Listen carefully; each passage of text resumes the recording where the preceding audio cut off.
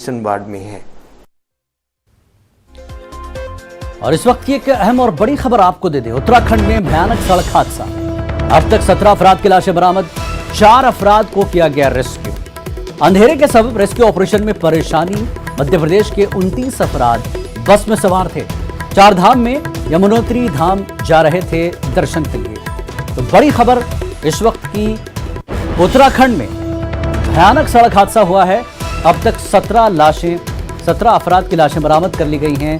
4 अफराद को किया गया रेस्क्यू। अंधेरे के सबब रेस्क्यू ऑपरेशन में परेशानी आ रही है। और मध्य प्रदेश के आपको बता दें 29 अफराद बस में सवार थे और 4 धाम में यमुनोत्री धाम जा रहे थे दर्शन के लिए। तो इस वक्त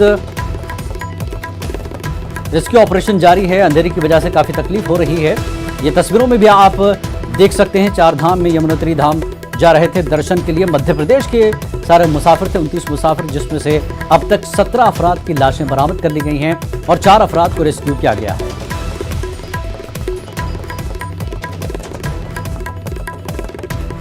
यमुनोत्री धाम जा रहे थे दर्शन के लिए,